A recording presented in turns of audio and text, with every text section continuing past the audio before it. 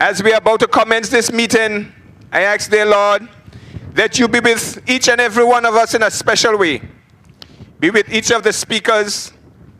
Grant, dear Lord, that they will speak the truth and nothing but the truth. I ask, dear Lord, that you be with the community, this District 3 community. Give them open minds and understanding, O Lord, that they may be receptive to the words that will be going out tonight from this podium. Be with the Angular United Front as we continue to be on this crusade. As we spread the message, dear Lord, continue to give the guidance and give the unction to the speakers that they may continue to spread that word and spread it in truth. I ask, dear Lord, that you be with the main speaker, our candidate for District number 3, Miss Shellya, Rogers-Webster. Lord, I ask that you continue to bless her and bless her family. Continue to give her the strength that she will need to continue and be successful on this journey. I ask, dear Lord, once again, that you be with each and every one of us, and we claim the victory in your name, in Jesus Christ's name. Amen. Amen. Thank you. Thank you very much, Atlin. Fellow Anguillians, residents of Anguilla, residents of District 3 and Little Dix, good night, good night, good night. Thank you for coming out. Those of you who are here tonight, thank you for coming out and joining us. Those of you who are listening via social media and radio, thank you for tuning in. We are now 17 days before the by-elections for District number 3. And a lot of work has gone into reaching out to you, our District 3 constituents. And more work is still to come. We are here tonight to support none other than your next District number 3 representative, Shellya Rogers-Webster. And if we're paying attention, you will know that, as Neil often says, we are now in the silly season. And you know we are in the silly season when promises are being made that cannot be kept, when voice notes are being circulated, and when the unknown writers of WhatsApp messages are sending out all sorts of lies and gimmicks about the Anguilla United Front and about our candidate, Shellya Rogers-Webster. That's right. But you know, like they say, pressure does bust pipe. Not for me. But what I want to tell you, residents of District 3, is to stay the course, stay focused, and focus on the guiding light, the beacon. Focus on putting the X for Shellya Rogers-Webster on the 23rd. On the 23rd of May and on the 24th of May. And you hear these persons that seem so desperate for control of this seat, telling you and Neil, saying that Shellya and Neil are the same. So don't vote for Shellya. Now look at Neil and look at Shellya. Do they look alike to you? They're not the same age. They're not the same gender. They haven't lived the same life. They do not have the same outlook based on their own experiences. Mothers, you and your daughters, are you the same? Are you like your mother? Fathers, are you like your father?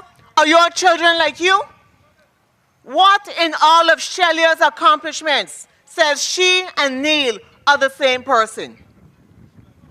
And so residents of District 3, you need to reject this whack of nonsense because it is not true. The APM is saying if you vote for Shellya, she will be in opposition.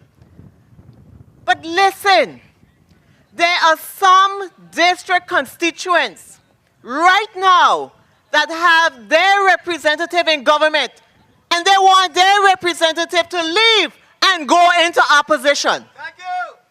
They don't want them to stay in government. That's how vexed they are with this administration. And the APM says if you vote for their candidate, he will be in government and will work for you. But they seem to forget that their APM candidate in this district is already a part of the government. He sits next to the Premier. The Premier constantly says that he is his advisor, that Courtney Morton is his advisor. He sits in the Ministry of Finance and advises the Minister of Finance. And so he has the Minister of Finance's ear to do work now if he really wished to work for the people. The Premier says that if their candidate wins, he will sit in government with them from the 25th of May. But what he's not telling you is that when the APM candidate loses on the 24th of May,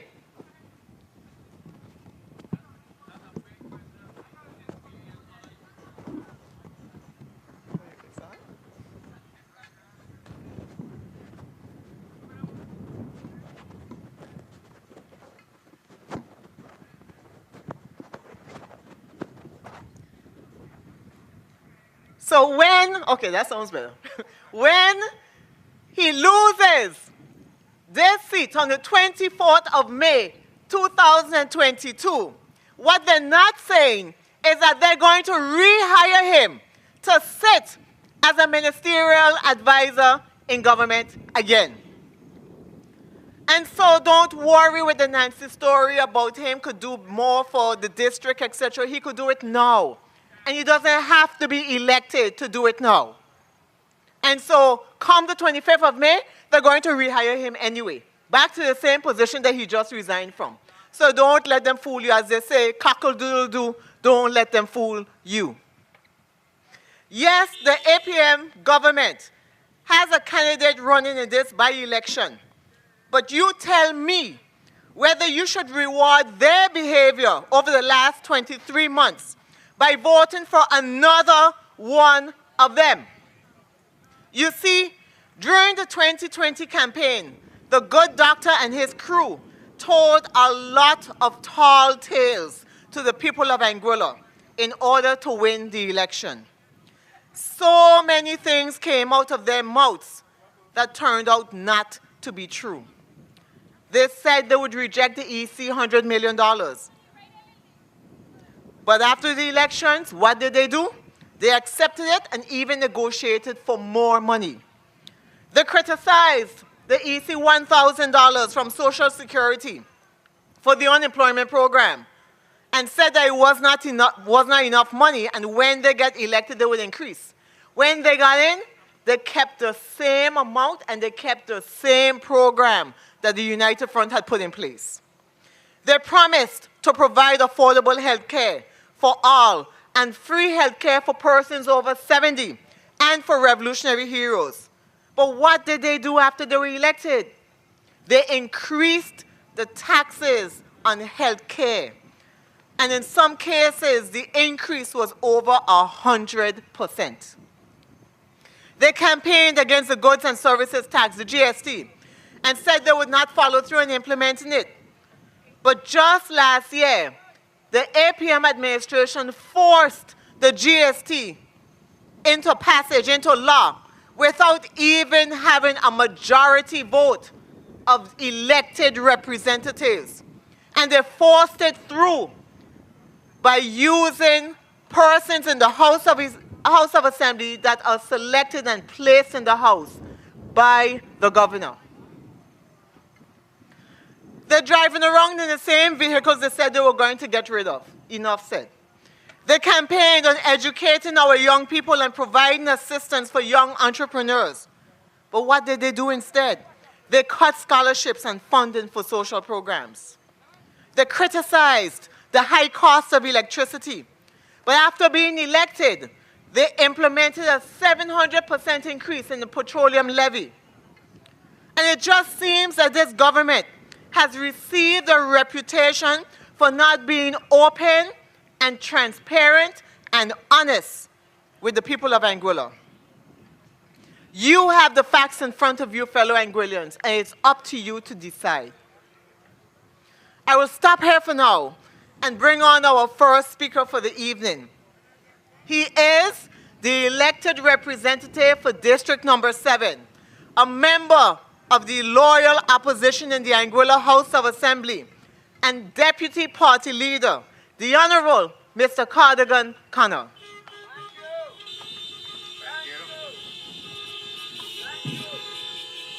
Thank you, Cora, and a very pleasant good evening to all who are here, all those who are listening here in Anguilla and around the world. Needless to say, I am here in District 3 to bring a vote of confidence to Shellya Rogers-Webster in her quest to become the next member from District 3 to enter the Anguilla House of Assembly. Now, what is always interesting, I believe, fellow Anguillians, is that when we talk about leadership, in fact, the intro would have referred to leadership. And I went on the internet to get their interpretation of what a top leader, or the top qualities, top 10 qualities of a great leader. And I want you to decide, as I go through all of these, as to of the candidates that are vying for the position to represent District 3, who do you think is best qualified to do so? Number one, vision. Number one, vision. Perhaps the greatest quality any leader can have is vision. The ability to see the big picture of where the organization or team they're working within is headed, what it's capable of, and what and where it will take you. Inspiration. Equally as important as having a vision is the ability to convey that vision to others. Strategic and critical thinking. A good leader will be able to think critically about the organization or team they work within and develop a clear understanding of its strengths, weaknesses, opportunities, and threats. And at number 3, I stop for a second. From 2010 to 2015, the Anguilla Tourist Board went through 5 chairpersons. Tourism is our main industry in Anguilla. Some say it's our only industry outside of government.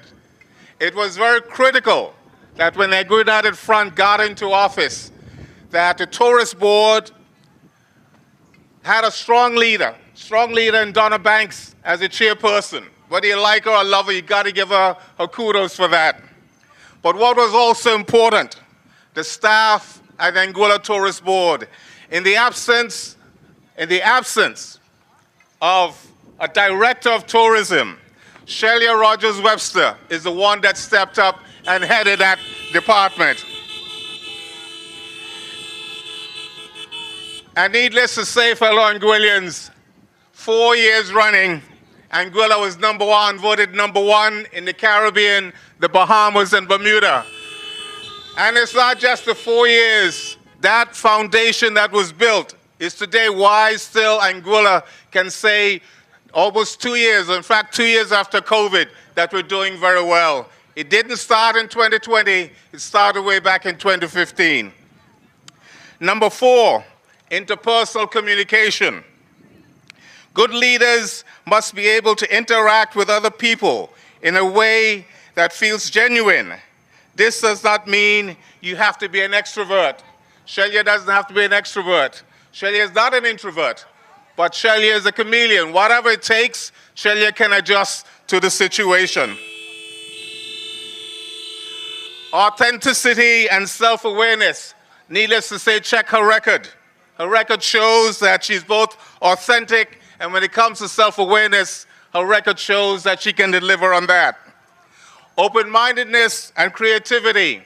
Her travels around the world would have suggested, and her learnings and teachings around the world would have given her that opportunity to be very open-minded and be very creative.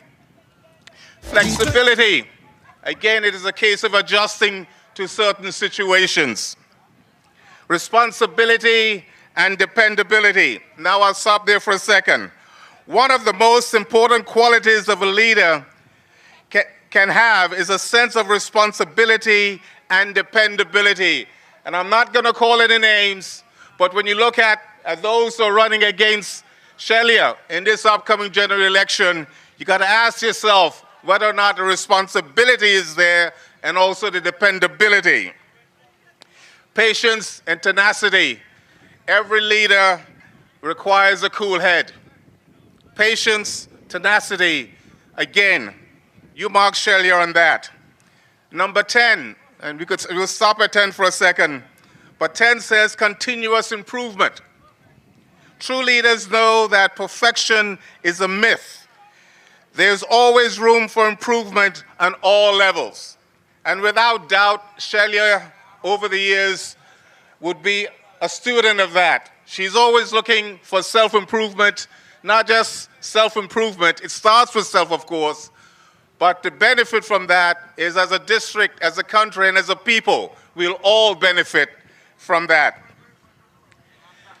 Fellow Anguillians, and especially those who are registered to vote in District 3, those who are here tonight, those who are listening, wherever you are, I encourage you to come out and vote.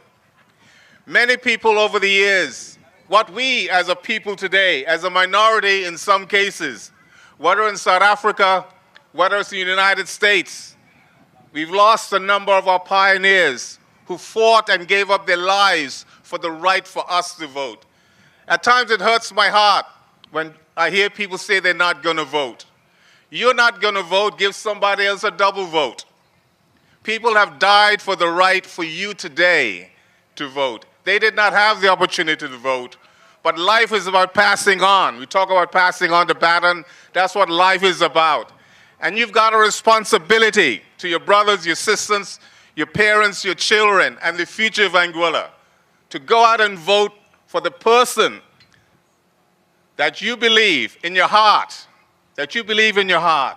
will do best for your community and, of course, for yourself, but for Anguilla at large. And another point I'd like to make, this is also a vote of confidence or no confidence. If you are a government and you've been in office for less than 2 years, surely if you've been doing a good job, you'll be welcoming this. They knew, Neil did not keep it a secret, that this day will come. They knew well in advance what was going to happen.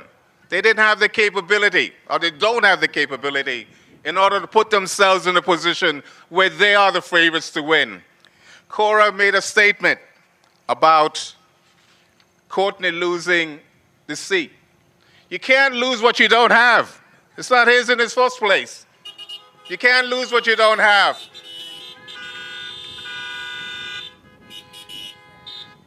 Fellow Anguillians, and again, as I said, especially residents of District 3, I am here from West End, representing West End, but the Anguilla United Front, to say to you that the way forward for Anguilla, sometimes it's believed you take a backward step in order to go forward, to leap forward.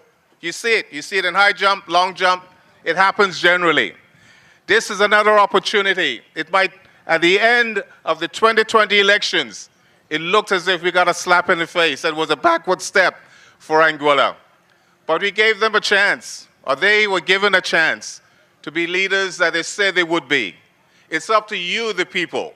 It's up to you, the people of District 3 now, to send a message not just to the government, but to all Anguilla, that you are not happy with the way that this current government is taking Anguilla forward. I have got the greatest of confidence that you, the people of District 3, will vote the person that is best qualified, that the person that has leadership qualities, not just leadership qualities for District 3, but leadership qualities to the very top. All of us at some point in time as a schoolboy have dreams of playing whether for the West Indies, not just playing for the West Indies or local team, but being team captain. I'm sure Shellya has that aspiration. And all of us, we've got our team leader, Cora Richardson-Hodge, who has all the qualities. But I tell you that Cora is looking for as well, that leaders within their own rights. Within their own rights. Jose is not here with us tonight, but you'll struggle to find a better young leader going forward for Anguilla. Ladies and gentlemen, I thank you so much for your time, but please, I ask you, on the 24th of May, you've got the right to vote. You've got a right to put your name forward or your opinions forward and make it a fact that Shellya Rogers-Webster is the new representative for District 3 in the Anguilla House of Assembly with the Anguilla United Front. On that, thank you very much indeed. May God continue to bless you and bless all Anguillians. Thank you. Thank you. Well said. Well said.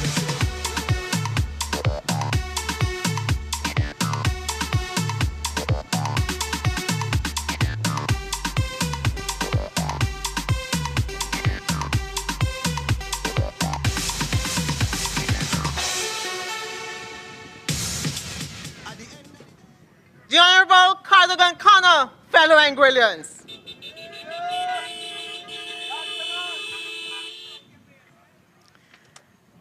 And fellow Anguillians, when I left off, we were talking about dishonesty, lies, half-truths, and no truths. And it's important that we talk about these issues. We are here tonight to promote Shellya Rogers-Webster as part of the Anguilla United Front. And it is important that we address the lies and the half-truths that are being perpetuated against the Anguilla United Front as a party, because that is what they're trying to do. Destroy Shellya, destroy the Anguilla United Front. But I stand here before you tonight to say that they cannot destroy the Anguilla United Front. And they cannot destroy Shellya Rogers-Webster. They cannot. Our records speak for ourselves. The quality of our education, ability, standing, experience, all of those things speak to the Anguilla United Front as well as Shellya as an individual. Thank you. And so it is my obligation to put these issues on the table and to address them, which I will continue to do now. Now, remember when this APM government put back the 15% on the salaries for elected representatives and ministerial assistants just a couple of weeks ago, some weeks ago? Well, there was a vicious rumor circulating across the island that the opposition, Cora Richardson-Hodge in particular, begged, pleaded for them to put back the 15% on our salaries. That was the rumor that was going around in District 3. So when I heard it, I said, you know what? Let us ask the leader of government business, the person to whom we would have had to address our communications, to find out, to tell the people of Anguilla in the House of Assembly whether or not that rumor was actually true. And so now I'll have you play, you'll hear that part of the question in the House. Member for District 1, did I, Cora Richardson-Hodge, or any member of the opposition communicate with you and or your government with respect to adding back the 15% to our salaries? No. So once that question was asked in the House, the radio stations blew up, because it seemed that there was a belief or there was a tendency for some radio programs, some radio hosts, to believe the lies that were being told. And this is just a continuation of the type of mistruths and half-truths and untruths that are being told on the Anguilla United Front and its members. Just one of the many examples. And after the elections, the Premier met with the Foreign Minister for the Overseas Territories. And he told the people of Anguilla that the minister had told him that they would not have to follow through on the GST if they had an alternative. And let's listen to his words. The conditions was that, the PS Finance should write a white paper on advancing goods and services tax. We feel that that's not a good tax for Anguilla culturally, or the impact it would have on an economy that is stagnated. And they've been basically, some of that has been advanced, but I was told by the Baroness herself that if we can find an alternative to that tax, then we don't have to implement it. So you're working on an alternative. Exactly. So that conversation took place after the Honorable Premier was elected. And what he's saying in it is that he spoke with the Foreign Minister and explained to the Foreign Minister they were not in favor of the GST. And the Foreign Minister said to him, if you have an alternative, then that is fine. So there was an opportunity for this government to bring the alternative. Now remember, they went into the 2020 election campaign with no manifesto, no plans, no real thought as to how they were going to lead the country. The only thing that they sang repeatedly was change can't wait.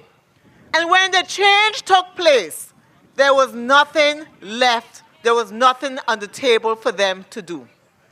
They had not put in place a plan of going forward, and certainly not a plan in relation to replacing the GST. So that is why it's no surprise that after that, the Premier comes to the general public and says that yes, we were forced to implement the GST because that was in the MOU that was left by the previous government. But I want to say this, in addition to the fact that the Premier himself said that he did not have to implement once they had an alternative, but also the MOU that was signed by the Honorable Victor Banks before the election did not require GST in one fell swoop. And it actually stated in the MOU that the government would agree to continue implementing the GST in the phased approach as agreed. The phased approach as agreed. Now what that meant is, remember I've said to you before that the Anguilla United Front negotiated with the British government to implement the GST in 3 phases. The first phase was the interim goods tax in 2019. The second phase will have been in 2021, January, and the third phase will have been in 2023. And the third phase will have actually been the services that are being taxed in 8 weeks' time.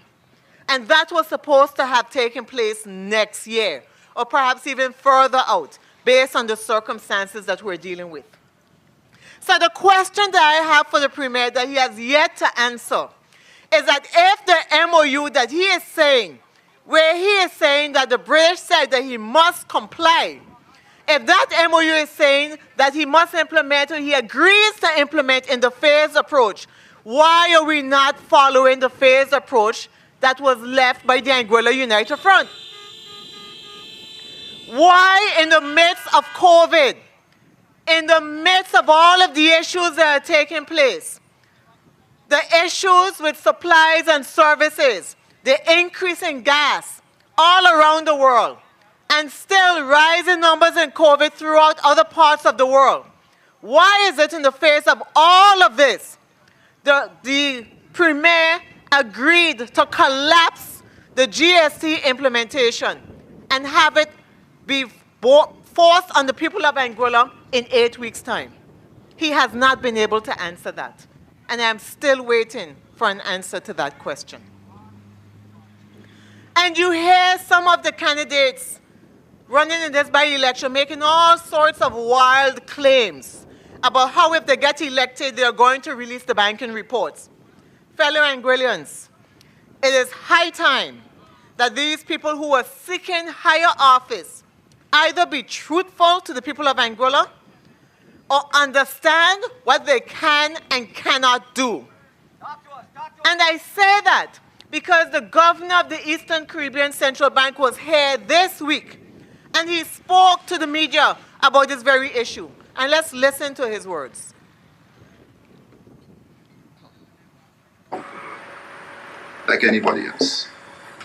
The law allows us to hand that report to the government of Anguilla, and we have so done. My predecessor did it before I assumed office, and when the new administration in Anguilla came and the Premier requested the report, I promptly handed the report to the Premier of Anguilla. He is entitled to see the report as the head of government. What he is not entitled to do, because the law constrains, is to share that. These are the words of the governor of the Eastern Caribbean Central Bank just this past week. And let me repeat what he said. He said that he promptly produced the report, delivered the report to the Premier, because the Premier is entitled to have the report. But what he said that the Premier is not entitled to do is to release the report, and that is as a result of law constraints, the law, legal constraints. And so that is why when the Premier was on the platform campaigning before elections, he obviously did not understand that the law prevents him from doing certain things, that the many promises he made had to be made within the confines of understanding your role in governance, what you can do and what you cannot do. And so that is why the governor for the ECCB went to lengths to explain that by law, neither the Honorable Mr. Victor Banks, when he was there, because that was a hot campaign issue, if you remember. The Premier, the now Premier, campaigned on that issue. And today, we hear that this very same Premier who campaigned and said that he would release the banking reports, that he cannot do so. Thank you. And so now you have these additional candidates going on the radio, campaigning to the people, and saying that they're going to release all these banking reports. But it is the same law. It is a law that applied to Mr. Banks. It's the same law that applies to Dr. Webster. And it's the same law that will apply to any other person that takes the position. They are limited by law and cannot release the reports. Thank you. So let us, fellow Anguillians, start to understand the difference between campaigning and governing. Because once you are campaigning, you can say anything you want. You can be as irresponsible as you want. And we have seen that irresponsibility in 2020. But when you get in the seat is when you actually have to govern. And you have to apply under the laws. You cannot go against the laws. Thank you. And so they say that if a particular candidate is elected, that he's going to shake things up in the House. But again, it seems that these people, some of whom supported the now government, are now supporting these other people. And the rhetoric sounds very similar. The big promises about what they're going to do, that they really cannot do. And these people do not understand that the House of Assembly is governed by laws and regulations that have to be followed. And the Speaker of the House ultimately controls the House. And you know what control means? It means you cannot say anything and everything that you want to say. Not only that, the House of Assembly procedure rules limits the things that you ought to say and ought not to say in the House of Assembly. And so again, you hear a similar kind of irresponsible campaign taking place in this by-election. That they're going to shake things up, that they're going to release this and release that. It is a lack of understanding, fellow Anguillians. And for heaven's sake, do not allow them to come to your house to darken your footsteps with these lies and half-truths and mistruths, and tell them you've already made up your mind and you are voting for the beacon. You are voting for responsibility. You're voting for truthfulness. You're voting for ability, capability. You're voting for a team, not someone out there hanging out by themselves that cannot do anything. Fellow Anguillians, residents of District 3, do not be swayed.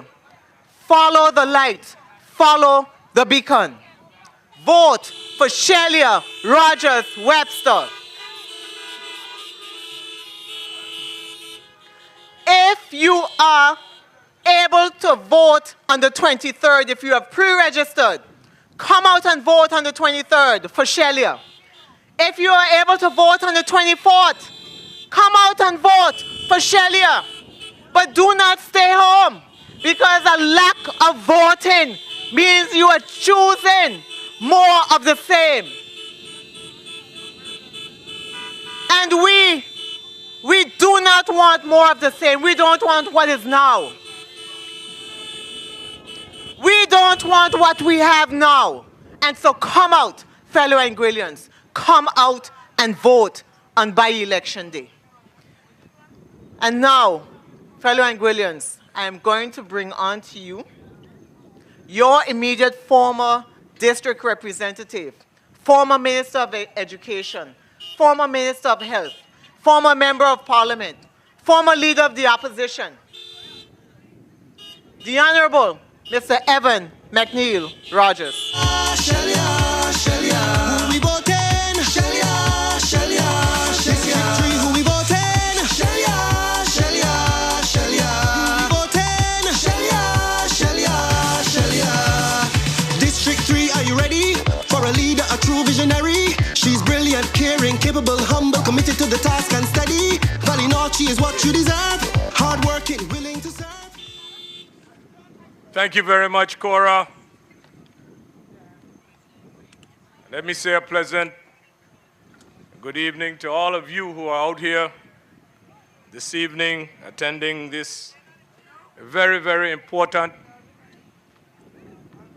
meeting here in Little Dix. I want to say a pleasant good evening to all of those who are listening in and to those who are viewing via the various media methods. A special good evening to you, and an extra special good evening to the entire District 3 Valley North constituency, especially the folks here in Little Dix. It is a time for the folks in Little Dix and the folks in Valley North to be excited about their next representative in the House of Assembly and their next representative as a Minister of Government, Shellya Rogers.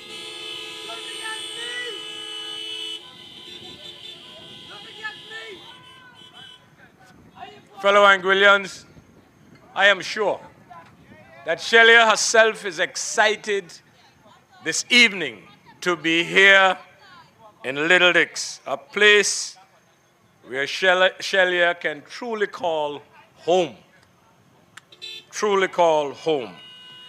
It is also a place where I can refer to as home, because during my formative years, I would have spent a lot of time here in Little Dix, right here next door by Baba John and by Uncle Abraham. I slept a lot of nights there. You have the Lloyds that are next there, and then the Harrigans, the Smiths on top of the hill. We have the Hodges, here. We also have the petties there, the petties here, the petties around here, and the gumses down there. This is truly home for both Shellya and myself. So we are excited tonight to be here. But before I start, I would like to for us to observe a minute of silence for the late Enid Harrigan Thompson, the late Vida Harrigan, and the late JJ I referred to. We'll start that minute of silence right now.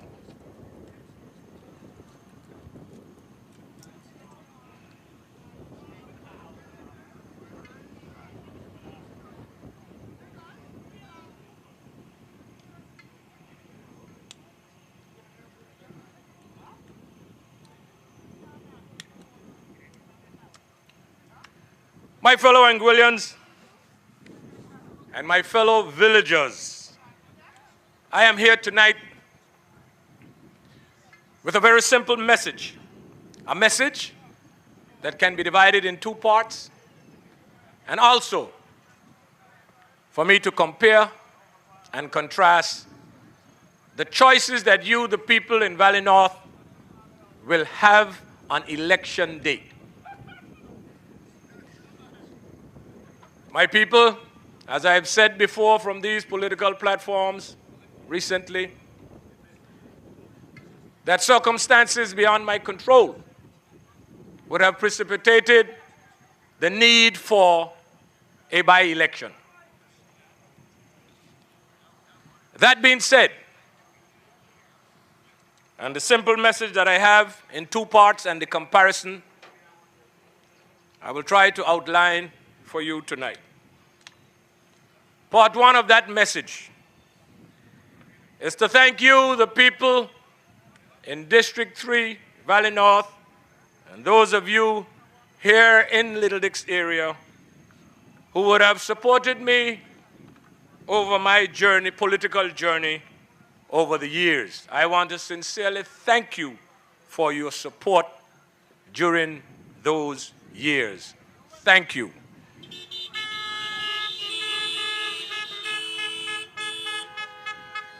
My appreciation for your support and your vote over the years will always be in order. Will always be in order.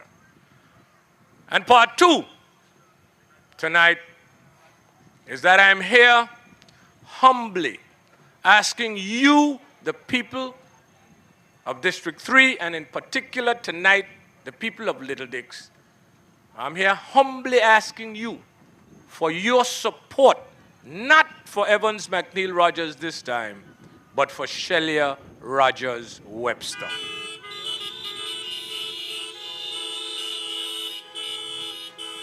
That's what I'm here tonight to ask you for. There are a lot of pundits out there who will have all sorts of things to say. Oh, the seat is handed down, it is given away, it is doing this. Campaigning and politics is a tough job. Governing is a tough reality. You've got to be prepared. And my fellow Anguillians, the Anguilla of today and the Anguilla of the future will not be an Anguilla of yesterday, nor Anguilla of the past. So we've got to be able to field a cadre of individuals who are capable of thinking on their feet and who are prepared, committed and prepared to step up to the mantle and lead our people. Thank you. Shellya is no Neil. I feel proud to be even mentioned in the same sentence. She's an individual who thinks for herself. She's an individual who makes up her own mind based on the information that is in front of her and based upon her training and based upon what is good for the vast majority of the people of Anguilla. Thank you. That is what it's all about. Talk to us. Prepared, preparation, my fellow Anguillians, preparation. And in this particular campaign, this particular election, you have a choice to choose between three candidates. There is no doubt that one of those candidates is not prepared for the task ahead of us. No doubt. And that candidate is aligned, is affiliated with the present administration. And he cannot dodge away from it. That is what it is. A little later on, I too will play a clip that will verify that he is a part of this present administration. So that is one choice, my fellow Anguillians. The other choice is what I would describe, really and truly, as a very disrespectful and loose candidate that is out there running as an independent.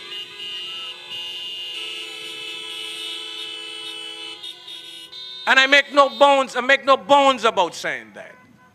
The point that I am making here is that you, the people of Anguilla, and in this case, the people of Valley North, that is one of the choices that you will have before you on election day. Not Evans Rogers anymore.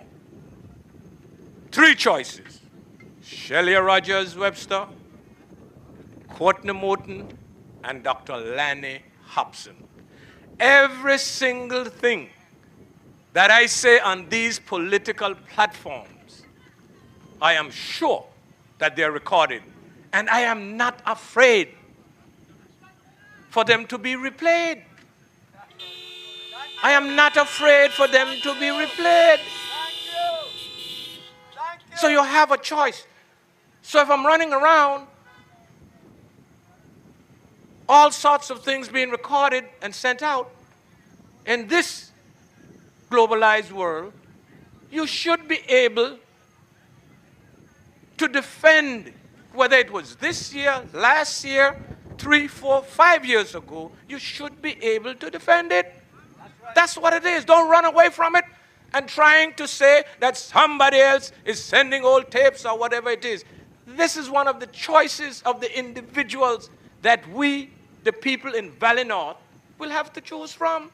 Thank you. So you have Courtney, in my view, that is ill-prepared for the work ahead, and I will tie him a little later into the present administration.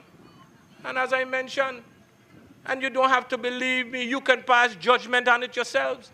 There's all sorts of lives and live show this, live show that, running around and stuff like that. My fellow Anguillians, and what is even worse is that there are some Anguillians that are condoning this sort of behavior. That is disturbing. So you have to look at the type of representative that you will be voting for in the upcoming election. My fellow Anguillians, we don't need someone who doesn't want to elaborate 2 weeks before election as to how his campaign is going. We don't want that. We don't want that. We don't want it at all. My people, your vote is your vote. We can get up on these political platforms and we can say all sorts of things. We can ask you humbly for your vote. We can mix and we can match. And you know, there are all sorts of things that we can say from these platforms. But at the end of the day, you are the ones who will decide on election day. And I'm saying to you, you look at the three candidates that we have in this by-election, And you will have to decide, based on what you've heard, based on the professionalism, based on the personalities, based on their ability, their perceived ability or their potential ability to be able to function in the House of Assembly and to function in government, based on their ability to be able to work in a team environment. These are the qualities that you must be looking for in your representatives. And when you look at the three individuals that we have to choose from, there is no doubt that Shellya is head, knees, and shoulders above all of them, head, shoulders, knees above them.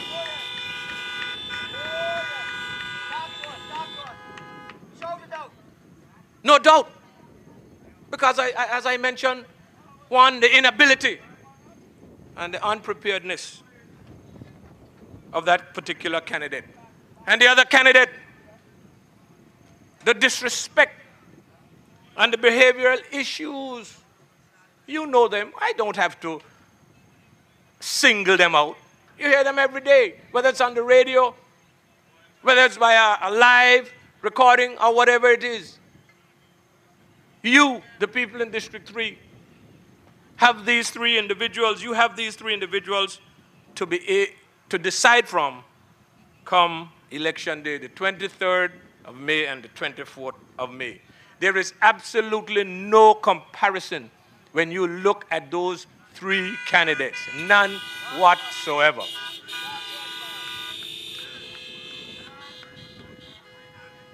They're not on the same wavelength. And remember the three words: the professionalism, the personalities, and their political ability. That's what it is. It comes down to that. Because we, those of us who are elected, those of us, whether we're in opposition or we're in government, we are a reflection. We are a reflection of you, the people who elect us. So if you're disrespectful and you're loose and we put you in office, it means that we virtually condoning to that sort of thing. And I know that while some folks listen to these things for entertainment and some of those folks are disgusted with some of the things that they are hearing, at the end of the day, your vote is important, and that is what you will have to do on election day. Decide between the candidates. That's right. And as I said, there is no comparison whatsoever when you look and you listen to these candidates. And I'm saying to Shellya tonight publicly, and I know that Shellya is not afraid to elaborate on anything that you would ask her. That in and of itself is a clear indication that she's not only prepared for the task ahead, but she's committed and she wants to do it. She's ready. She's ready. That's what it is. She's ready. That's what it is. I didn't have to take Shellya around in District 3. Shellya did the heavy lifting herself. That's what she wants to do with it. She did the heavy lifting herself. I am there to assist where I can. But it is Shellya's constituency to represent. I am outgoing and she is incoming. That's what it is. You can look at her professionally, you can look at her personally, and you can look at her behavioral trends, so to speak. Not afraid to elaborate on anything thus far. Just to give you an indication as to what I'm talking about, because I like to use people's voices. Some folks who listen and say, hey, you know, all of a sudden you've been in politics for so long and you're still using tapes. Yeah, I'm going to use tapes. You can use the tapes of my voice too, but I'll use the tapes where and when appropriate, so that the people of Anguilla and the people in District 3 would be able to discern and compare and contrast for themselves. Let me hear that first clipping there, please. supported by the non-needed. In terms of your campaign, how is your core team going in the district? The team is going okay, and I wouldn't want to elaborate too much on it, but I'm just saying right now we're going okay. Okay. You hear that? Cotton sound like he's afraid of the mic. He didn't even want to talk on the mic. If they want to talk in the mic. A simple question. How's your core team doing during the campaign? He doesn't want to elaborate. He doesn't want to elaborate.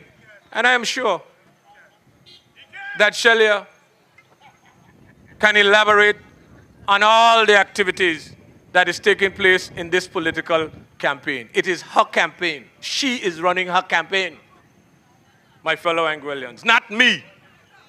Shellya is doing that. That is the sign of a true leader, as opposed to not elaborating, but it is going fine. And she'll be able to tell you. And that is the reason why I am here tonight to ask you for your support and your vote for Shellya. This is the time in this particular constituency for us to elect a young woman who has prepared herself. I said it from these political platforms before, that Shellya is much more prepared at this stage in her political career than I was when I started mine.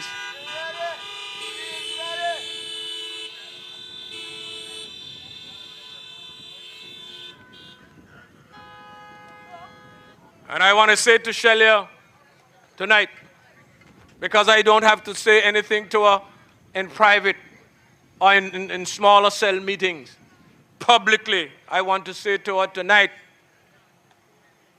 that please do not try to explain something if you don't understand it. Find out. Be comfortable with it before you can explain it. I cannot explain to anyone something that I don't understand. I cannot explain it. That's the point I'm making. And I am sure that Shellya is able and will be able to explain to you in detail any of the technicalities that would come her way while she's in opposition or in government. So I want to play this next clip for you to listen to.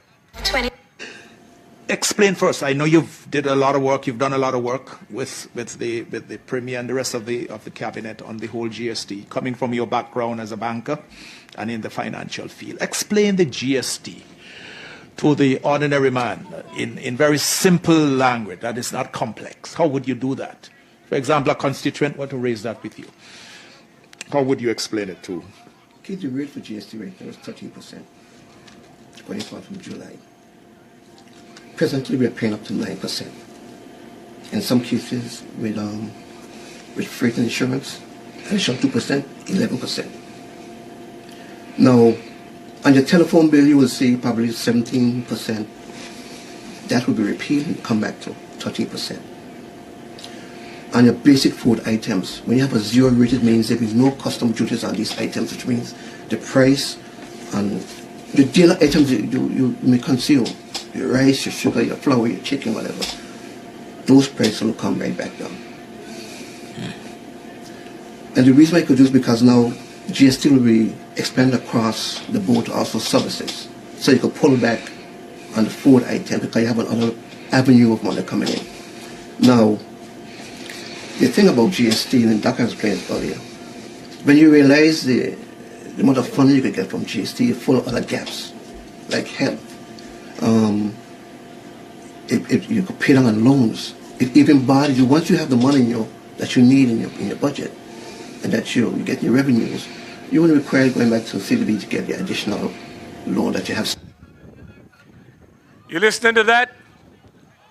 I am easily confused, and that was as clear as mud to me. That's why I am asking you if you understood, if you could hear what he is saying. Because, as I mentioned, the clarity and the explanation it's obvious to me that he doesn't understand what he is trying to explain. Doesn't. That's the point that I am making. That's the point I am making. It's as clear as mud. Believe you me. My fellow Anguillians, there is no doubt that Mr. Morton is a part of this administration. In one other clip he said that, oh, he is not the advisor to the premier, he's a special assistant. He's not the advisor, he's a special assistant. And the premier turns around and says that he is part of the government. Play that clip for the premier. Courtney, the best representative that they can have. He is going to be part of government. He is part of government, and he'll be able to function in government on the 25th of May. We look forward to that. So he wins on the 24th. You know, he'll be in government as a representative. You hear it. He is part of the government. And on May the 24th, he will win, and on the 25th, he will function in the government. You just said he's part of the government. So I presume that you mean on the 25th, when he's not successful at the polls, you will bring him back into government. Because that's the only way he's going to get in government. And if he is elected, what will he do different from what he is doing now? What will he do different? Absolutely nothing. So he is part of the administration. He is part of government. So you can't be part of government and look favorably at the accolades, the good things that government has done, if there are any, and the unfortunate things, you dissociate yourself from it. It don't happen that way. You're either part of or you're not. So when you try to align Shellya with the Anguilla United Front of the past, she wasn't an advisor to Mr. Banks, to me, to Cora, to Curtis, or any minister in government. But you can directly align Courtney with the present administration.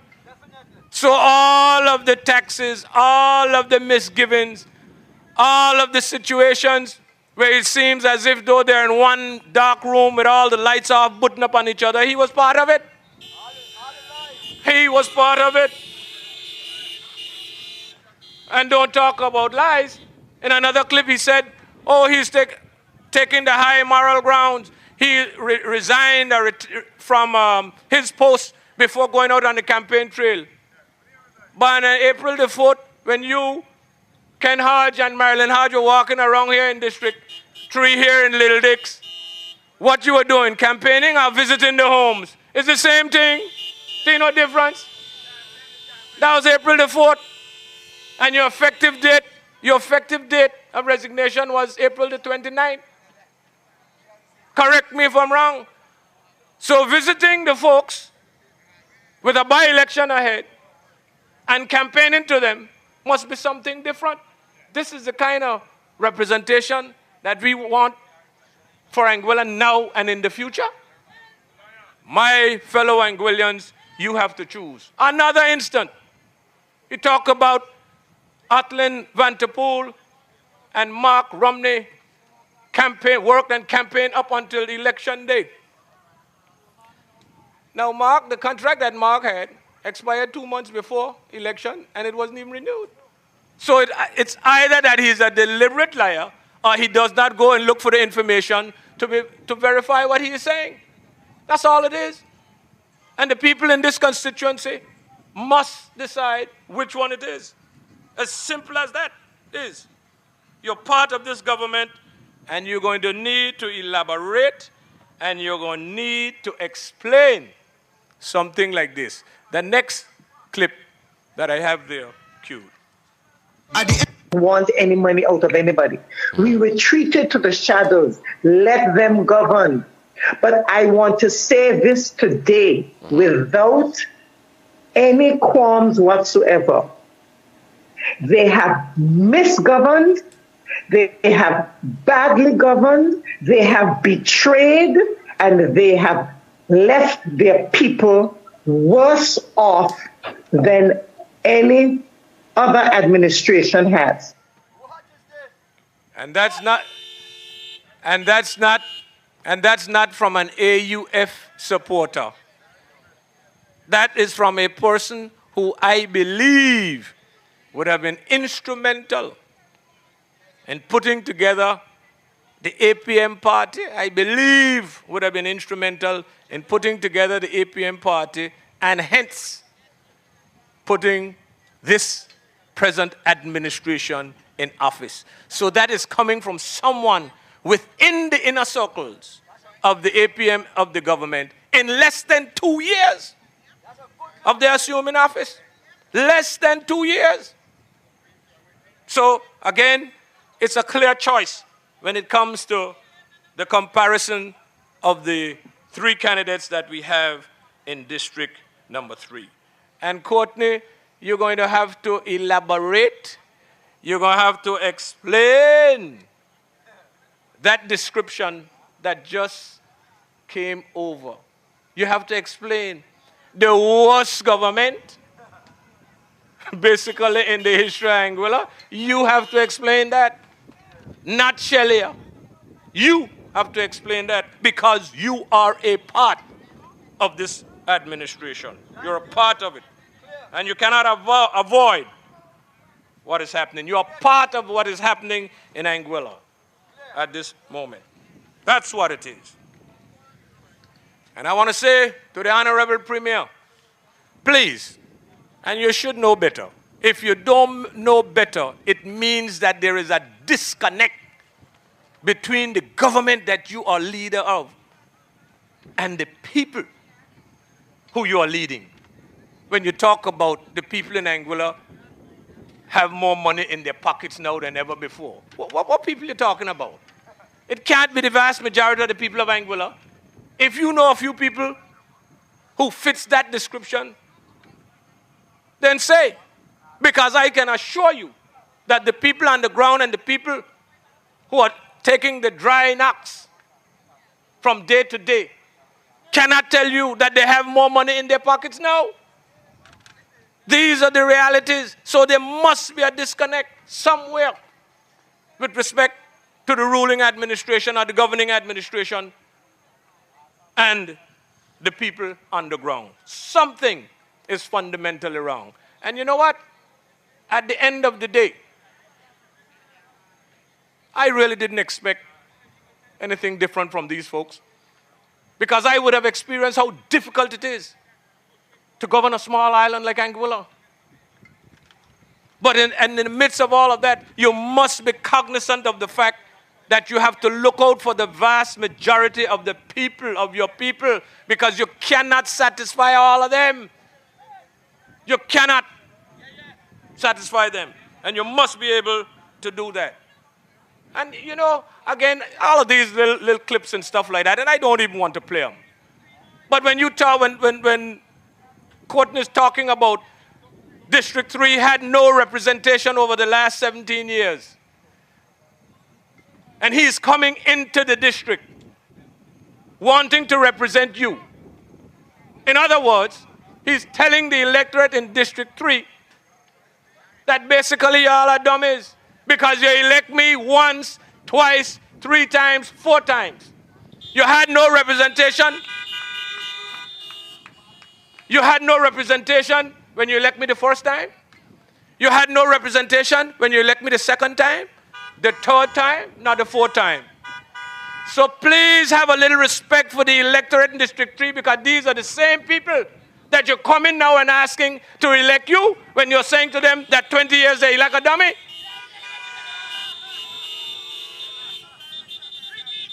Huh? Come on. Have some sort of respect for the electorate in District 3.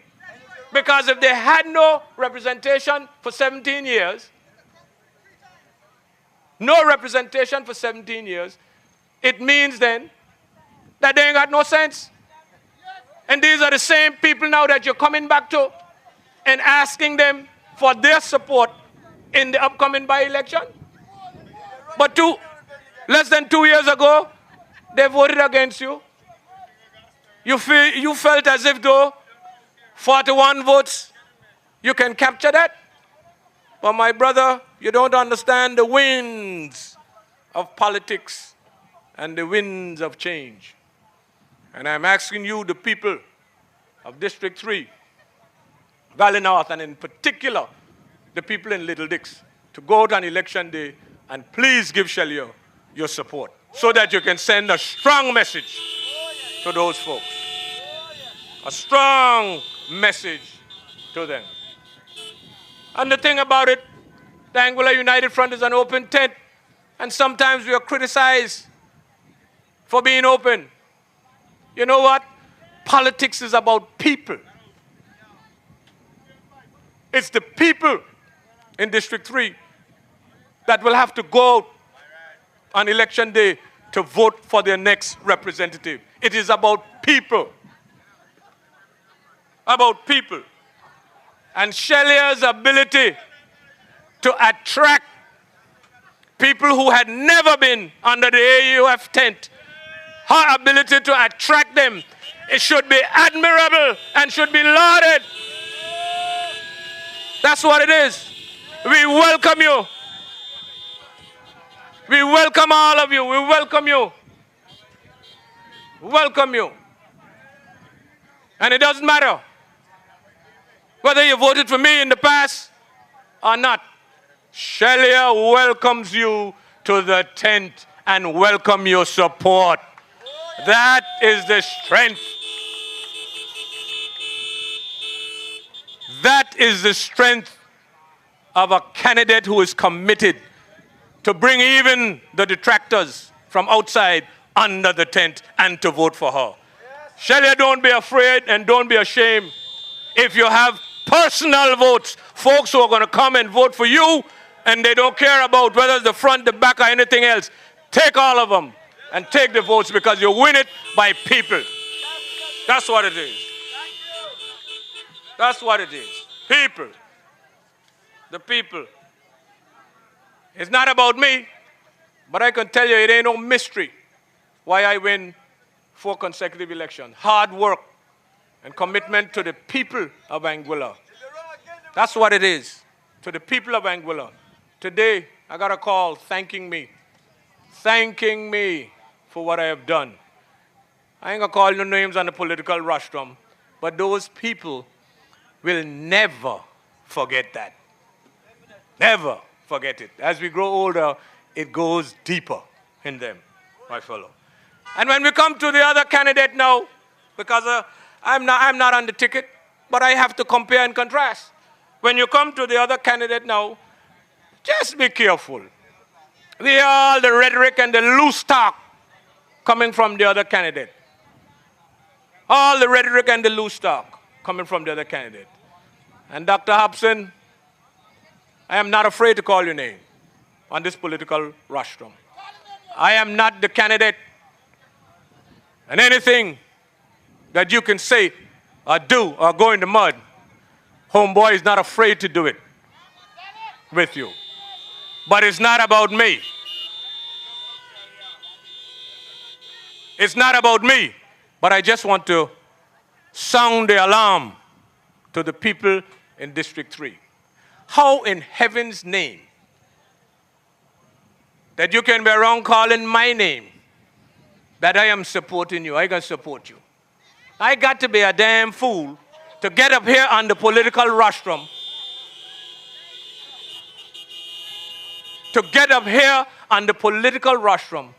to endorse Shellya, to have worked with Shellya over the years. She decided that, hey, she's been part of my cell group for years. The cell decided that they want Shellya to represent me, not me. The cell group decided that at this particular point in time, they want Shellya to replace me, not me. So how I can be my cell group, the outgoing representative for District 3, be supporting you as an independent, loose candidate? How can I be supporting you? So what it is you're talking about? What is it you are talking about?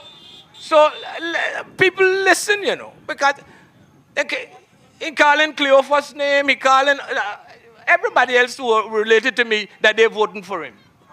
Stop, man. My people, listen carefully to what I'm saying, because it is important on election day. I am asking you, I'm begging you. I can't tell you who to go and vote for. I don't control your vote.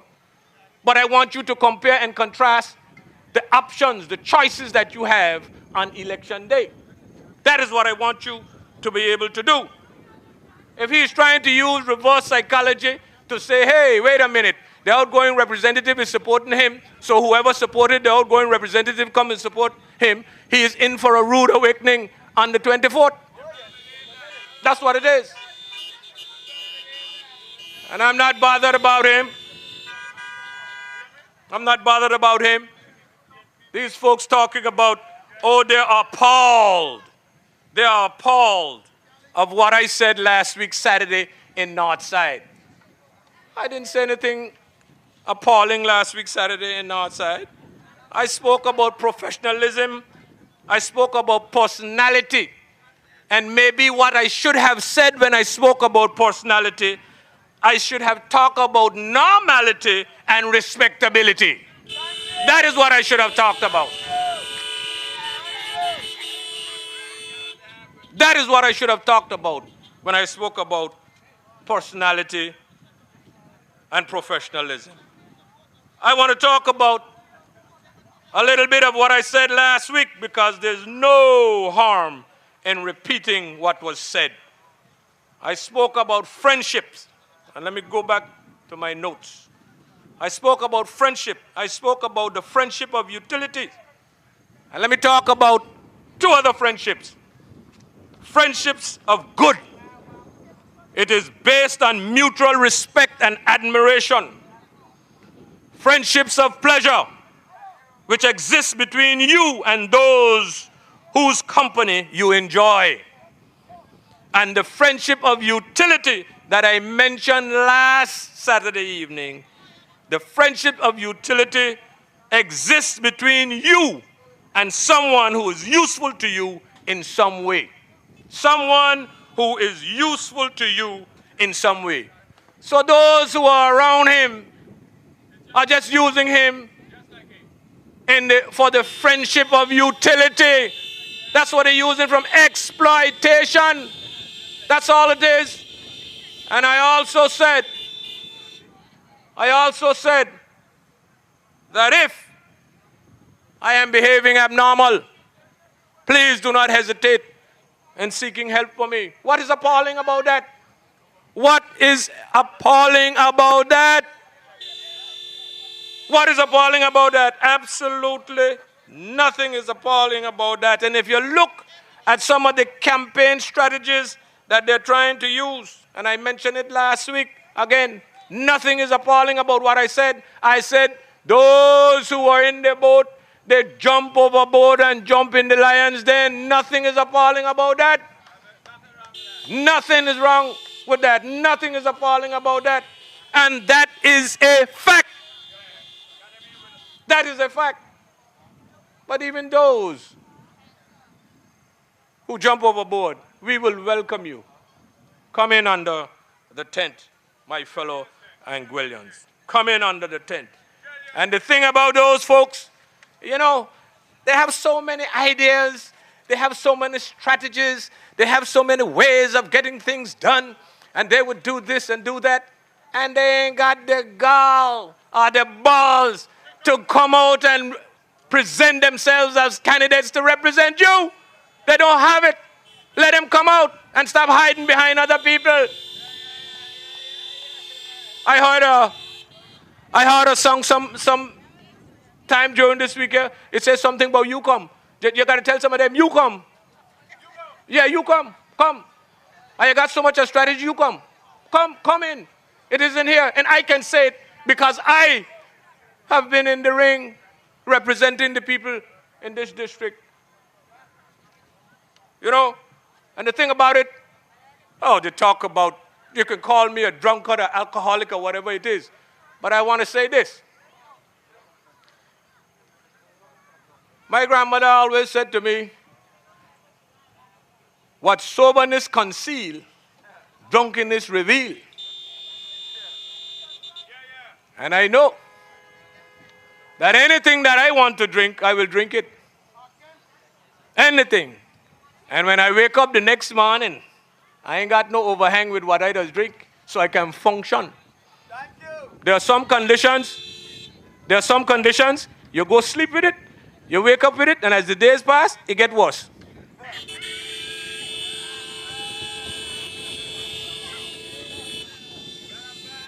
And anytime any of you all see me going down that road, please help me. Please help me. And I'm not going to call anybody insane, you know. I ain't calling nobody insane because I am aware of certain medical conditions. I am aware of them. There's no shame in this game. My mother, my dear loving mother, would have suffered in her latter years from dementia and Alzheimer's. And my beloved father would have had Parkinson's. And I am a product of Alzheimer's and Parkinson because that's my mother and father. So who knows when my time will come? And when my time comes, you can be assured that those who are around me, family, children, and friends, will make sure that I am properly taken care of. That is the help that you want. Yeah. There's nothing hidden here. An open book, and that's all I'm asking for. When things seem abnormal and going awry, please hand out a helping hand. That's all I'm asking for in terms of that. I am not on the ticket, and I can tell you I am battle-tested, and I'm not afraid. But it's not about me. Tonight it is about Shellya, who I am asking you to give her the opportunity to be your next representative. So, I can sum this up simple. 3 candidates. 1, inability to lead or to represent you. He's afraid of the mic. Well, you got to get in front of a lot of mics, my son. A lot of mics and questions. You got to be able to think on the cuff. You can't go home, prepare nothing. You got to be ready to move with it. That's 1 candidate. And that's Courtney Morton I'm talking about. The other candidate in this race, as I just mentioned, disrespectful. Totally disrespectful, and I would call loose. Disrespectful. You hear all the stuff that is going around. I don't have to remind you about that. And in comparison to a candidate, right? I said disrespectful. I leave out irrational. Because the behavior is irrational as well. And you compare that with Shellya, who is well prepared, who is articulate, who is respectful, who is a rational candidate and wants to represent you from the bottom of her heart. That is the person you have to go out and select on nomination day. Yeah. Yes. And I am so pleased to see the way that she has conducted herself throughout this journey thus far. I was just in St. Martin with Billy D yesterday. You know, I had to sit down in the studio, both Cora and I, 2 talkers, and listen to Shellya presenting herself, not only to the people of St. Martin, but to the people of Angola and to the listeners of that station. Excellent. No surprise for us because we know what you're capable of. No loose talk, no hiatus, and so on and so forth. I know your grandmother would be listening now and your aunt, Edris, I'm hoping that they all will be listening. And I am sure that your beloved grandfather, we call him Nacha, would have been proud of you. All of us are proud of you, and those who are closer and dearer to you, they are even more proud of you for your representation and your commitment. So tonight, here in Little Dix, this is a historic occasion because our home girl is here to ask you for your support. This is her first appearance in Little Dix as a candidate, a political candidate in the upcoming by-election. So let me ask all of you to help me welcome your Little Dix, Stony Ground, Valley North candidate in the next general election, Shellya Rogers-Webster. Shellya Rogers-Webster in the 2022 by-election, representing the Anguilla United Front Party.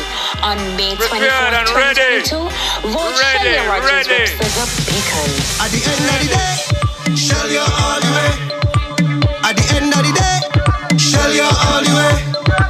At the end of the day, Shellya all the way. At the end of the day, Shellya all the way.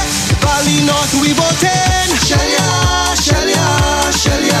Who we voting? Shellya, Shellya, Shellya. Who we voting? Shellya, Shellya. Thank you, thank you, thank you. It is certainly a pleasure to be in the company of such lovely, dynamic, loyal, dependable supporters of the AUF family. My family, my friends, and my well-wishers. Good evening to the home of Hideaway Shop, the home of the Baseheads Car Club, the village that shares champion status with Northside, the home of entrepreneurs and creatives, the home of phenomenal educators like Teacher Vida and Teacher Linda. May their precious souls rest in peace. Good evening to this place where people have long made up their minds to vote for Shellya.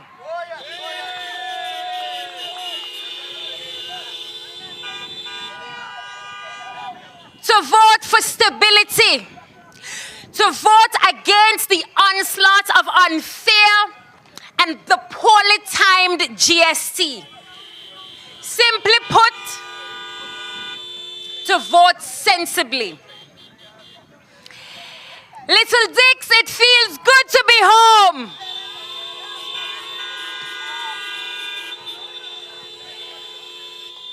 It feels good tonight to be addressing you from the street that I have walked unceasingly since I was a child. This is home. This is my district.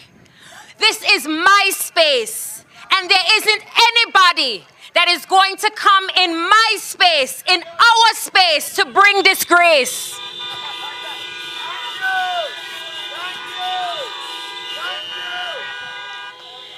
Thank you. Little Dix, I am here for you. Little Dix, over the course of time, over these meetings, through the times that I've been going to the different homes and having one-on-one meetings, and together we have been stringing dreams for what this district and this community are to look like.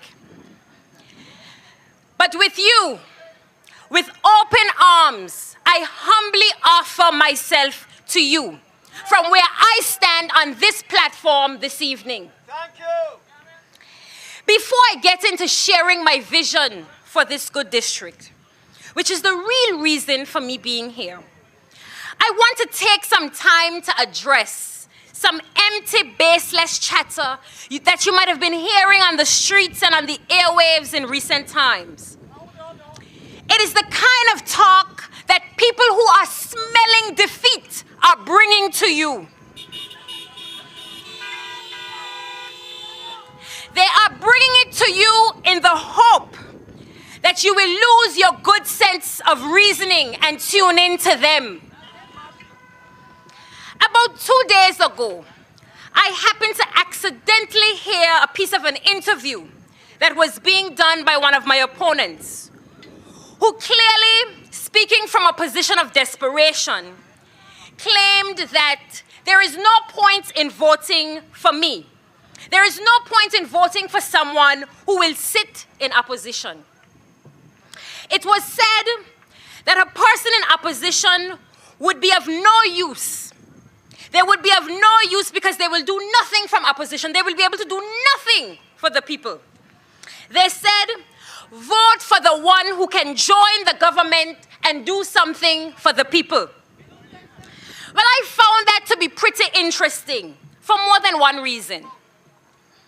Firstly and foremost, it struck me that this type of reasoning was indirectly confirming this own individual's uselessness in the present role that they are in. Because right now, they are actually sitting on the outskirts of government. But might I warn you, they are still close to government. It also struck me that the individual is using their standard of non-performance, whether past, present, or future, to cast judgment on someone like me. Little Dicks, judge me based on my record of success.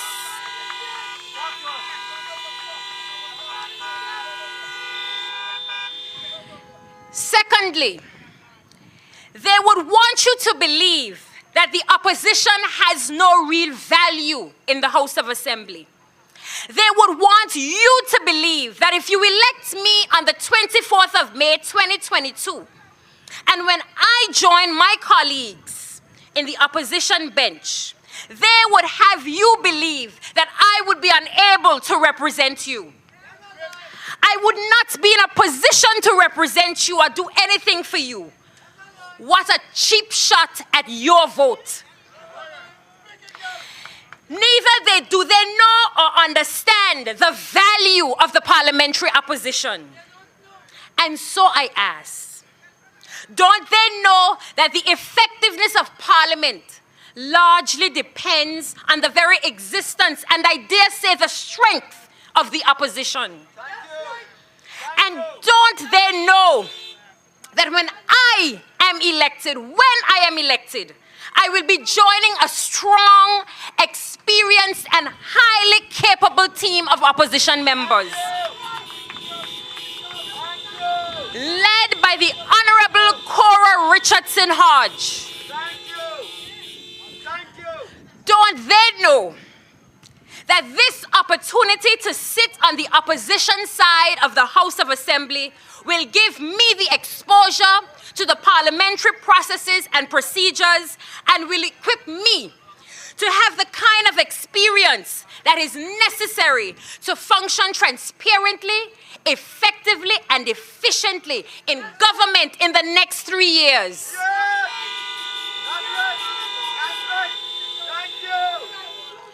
Don't they know that functioning as opposition will afford me the opportunity to support any legislation that is deemed to enhance the quality of life of the people of my district and by extension Anguilla? Don't they know that my opposition team from all accounts has been doing a master job in the House of Assembly of championing the cause of the Anguillian society, discussing, debating, challenging the status quo, and challenging the decisions, policies, and plans of the current government, decisions that are pushing Anguilla to the brink of poverty? Could it be that my voice, a voice that my opponents will be afraid of in the House of Assembly when I am elected, could it be that that is the issue?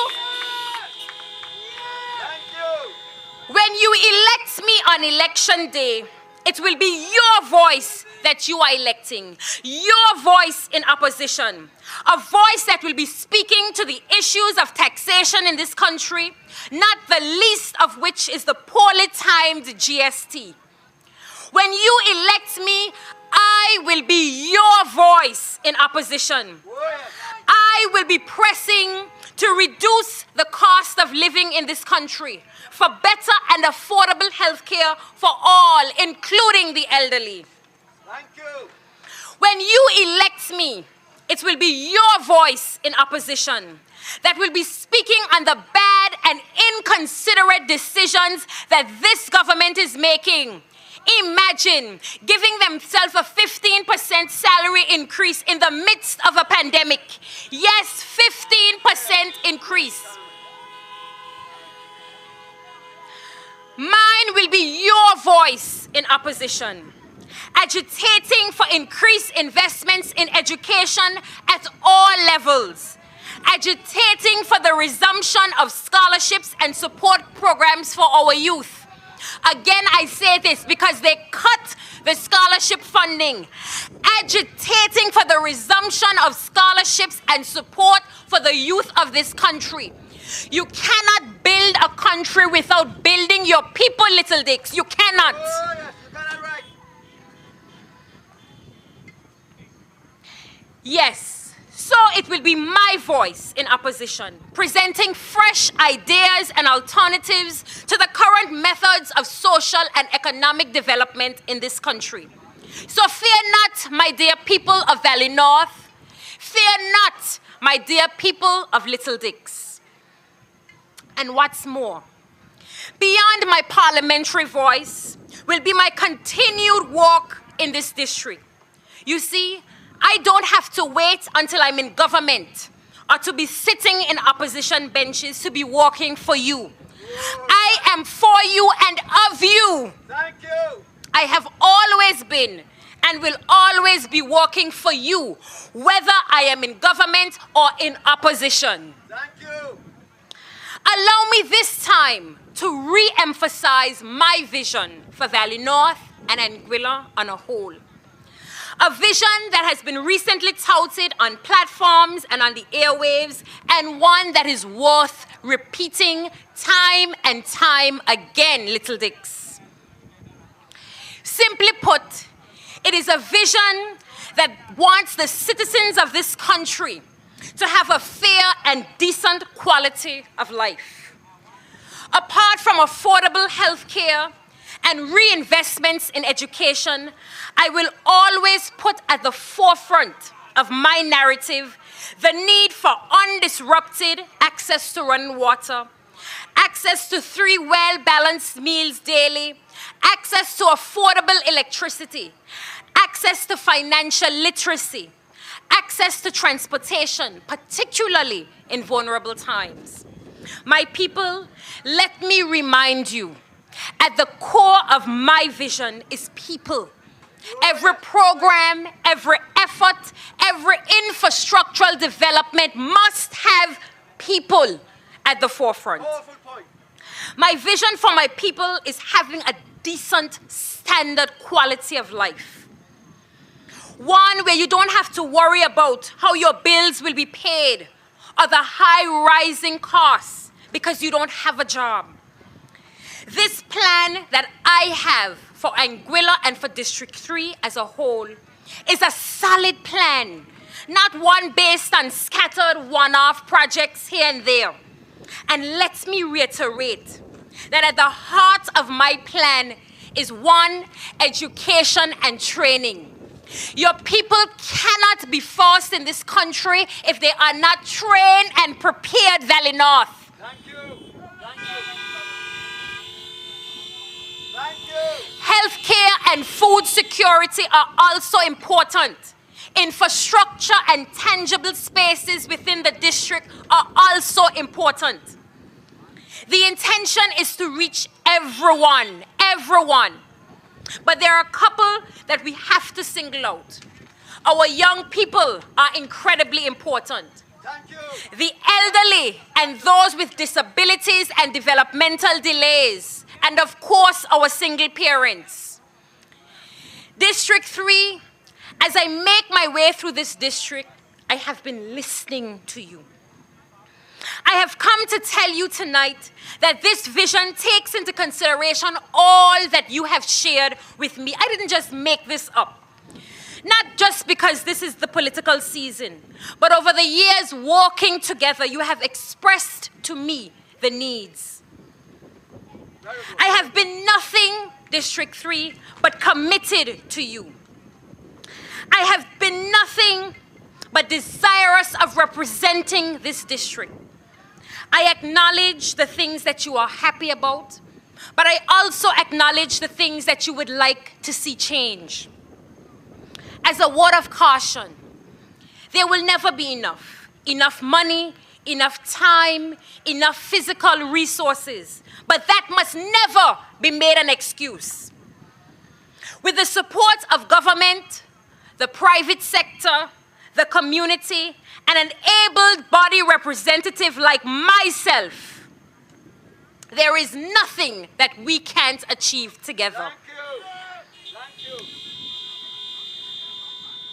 To this end, you and I will establish a district council that works towards developing district-wide programs and initiatives over the next 3 years in the first instance. Do know that I am not here to make unrealistic promises or tell lies. I have worked in government and the community long enough to know what is possible, what is impossible, and how long things take. Good point. I am confident, however, that with your support, with your ownership of hard work that is required to take such an undertaking, we will achieve great things together, Valley North. Thank you. God help you. So Valley North, let me say this again and again. I am ready. I am prepared. I am ready to serve you. You're ready. When you vote for me, you will be voting for Shellya, your community leader, who will move this district forward for years to come. You will be voting for your community leader, who has seen dark days and even dark years of struggles, who identifies with struggles. I have demonstrated much courage and determination, not just now, but generally in my quest to survive. And you too will survive, people of Valley North. When you vote for me, you are putting the power in you. You will be voting for one who has chosen to work with a party that is well organized, well experienced, well intentioned, and well accomplished. A party that is productive and stable. Thank you.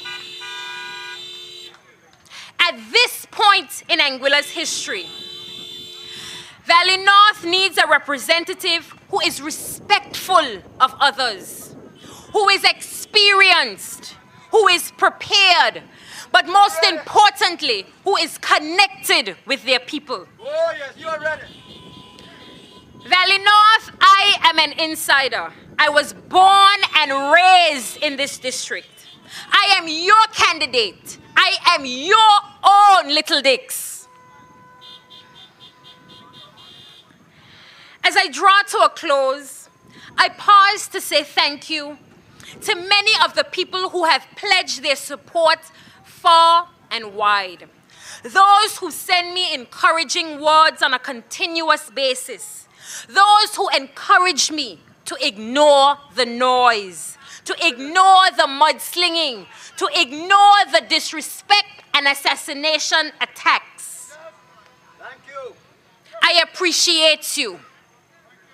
Thank you for reassuring me that I made the right decision to put myself up for a candidate in this 2022 by-election. For those of you who might still be making up your minds, I ask you that on May 24th, you go out to the polls in your numbers and join all of the others who have pledged their support for me and vote overwhelmingly for Shellya Rogers-Webster, the AUF candidate. I ask you not to just vote for me because you like me. Don't just vote for me because I am family.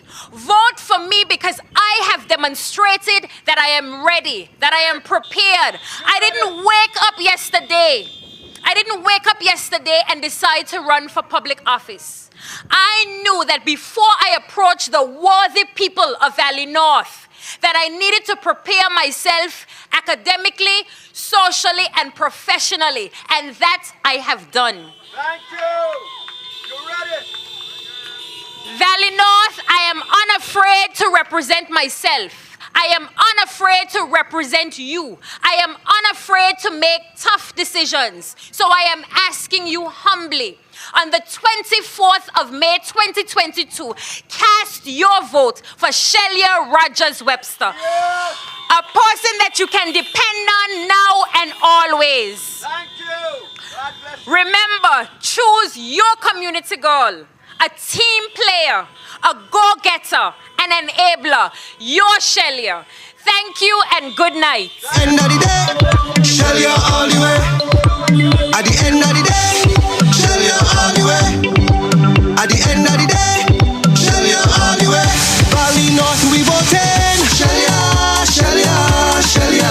We voting. Shellya, Shellya. There you have it, fellow Anguillians. Shellya Rogers-Webster. That brings us to the end of our program tonight. Many of you will have listened to the talk show yesterday. Billy D in St. Martin. Shellya was there present. Evan McNeil Rogers and myself.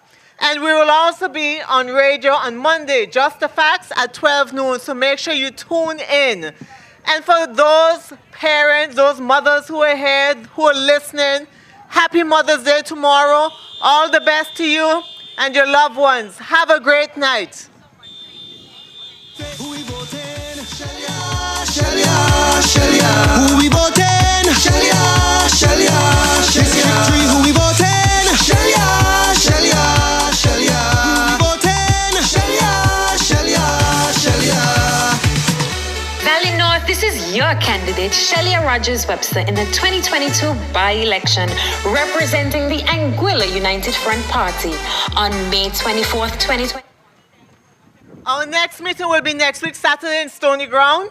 And we'll be here a little bit this evening celebrating with Bass and Sons, Bass Heads and Sons.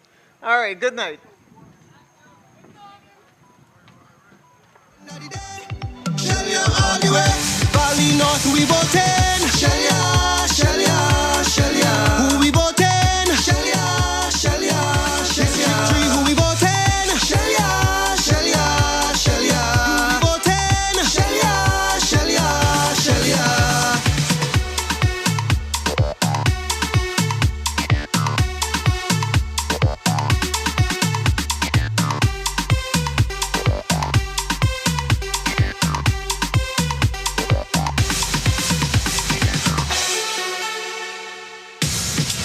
At the end of the day, Shellya all the way. At the end of the day, Shellya all the way. At the end of the day, Shellya all the way. At the end of the day, Shellya all the way. Valley North, who we voting? Shellya, Shellya, Shellya. Who we voting? Shellya, Shellya, Shellya. District 3, who we voting? Shellya, Shellya, Shellya. Who we voting? Shellya, Shellya, Shellya. District 3, are you ready? For a leader, a true visionary. She's brilliant, caring, capable, humble, committed to the task and steady. Valley North, she is what you deserve. Hardworking, willing to serve. A woman on a mission, let her make a contribution to the nation. She's a woman of her word. Shellya Rogers-Webster, no one can rep you better. You want a trend setter, you want a good leader. So on election day, the 24th of May, Valley North, District 3, rally round, let me hear you say, who we voting? Shellya, Shellya, Shellya. Who we voting? Shellya, Shellya, Shellya. District 3, who we voting? Shellya, Shellya, Shellya. Who we voting? Shellya, Shellya, Shellya. Valley North, this is your candidate Shellya Rogers-Webster in the 2022 by-election representing the Anguilla United Front Party. On May 24th, 2022, vote Shellya Rogers-Webster the beacon. At the end of the day, Shellya all the way. At the end of the day, Shellya all the way. At the end of the day, Shellya all the way.